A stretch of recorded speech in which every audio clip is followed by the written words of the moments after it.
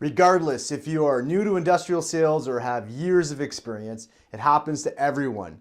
You've presented your sales solution and are excited to close the deal, and you have a customer that hits you with, "You're just too expensive, you need to drop your price."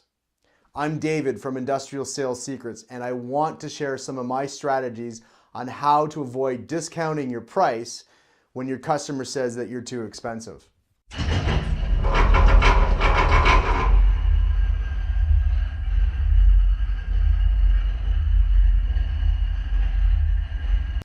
First, you need to understand that when you drop your price, it has some serious consequences. And before you ever consider discounting your price, you need to be aware of what those consequences are. One major impact of decreasing your price is obviously the fact that your sale will be less. This can have a major effect on your overall sales by dramatically lowering them. Continually doing this and discounting your price will make it much harder for you to meet your sales budget. And this can hurt your income.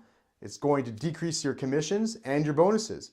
You will have to work that much harder to regain what you're already giving away. It also has a negative impact on your company. Discounting your price will affect their profit levels, and there is not a CEO or business owner anywhere that will say they are not interested in making more money. Decreasing your price to get a sale can make you look just like your competition and devalue what you are already offering. Do you really want to be just like your competition? Discounting price can minimize the value of what your sales solution is or your product. Once you sell on price alone, you make that relationship with that customer a commodity, always based on being the cheapest. If you can't be the cheapest all the time, there's no advantage of being second cheapest.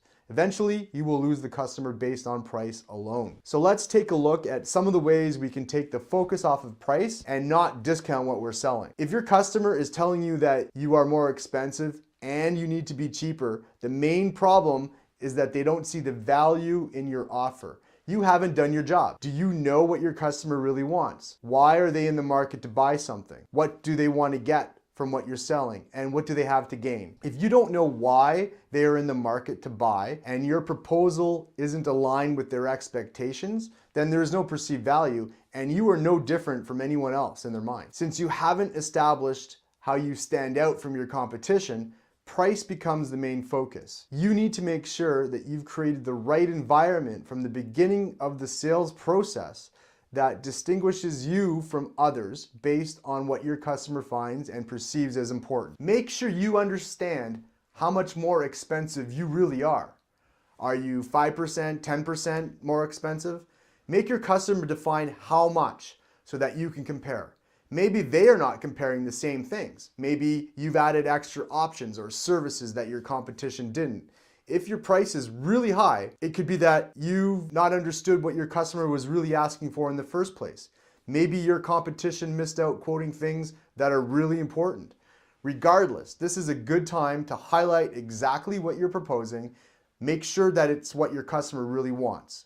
Don't just accept the fact that you're more expensive.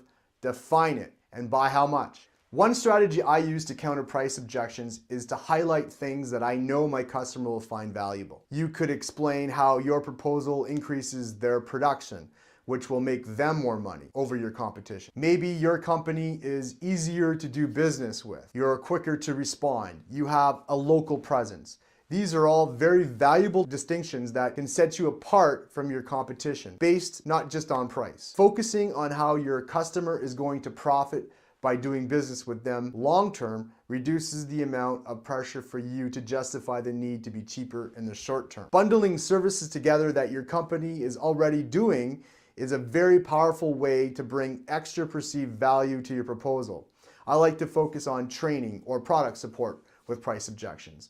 After market support like on-hand inventory, consignment, or adding customers to a priority service desk at no charge can be a huge value. Maybe you can add free commissioning or an additional 6 months of extra warranty. Consolidated free shipping or discounted shipping can also be ways that you can bring more savings to your customer. These types of examples can usually be added into your negotiations and will not have a negative impact on your sale. Adding value to your sales solution that your customer perceives as beneficial can close that price gap and often make you come out on top. Most importantly, you need to be the expert, and this is done through customer referrals. Demonstrate how you've done this before with other companies and give them those testimonials. Back up what you're saying with proof. It's bragging if you say it about yourself, but not if others are saying it about you. And this can be a very powerful tool that can set you apart from your competition. If you're not utilizing this technique, you need to be. So don't be afraid of justifying your price and staying firm on your offer. If you can bring value and quality, if you understand what your customer needs, why they want to buy, and position yourself as an expert with proven testimonials, you will be able to minimize the times that you have to drop your price. And this will increase your sales, commissions, and set you apart from your competition. If you like this content, find it valuable, please subscribe to my channel. Thank you for watching.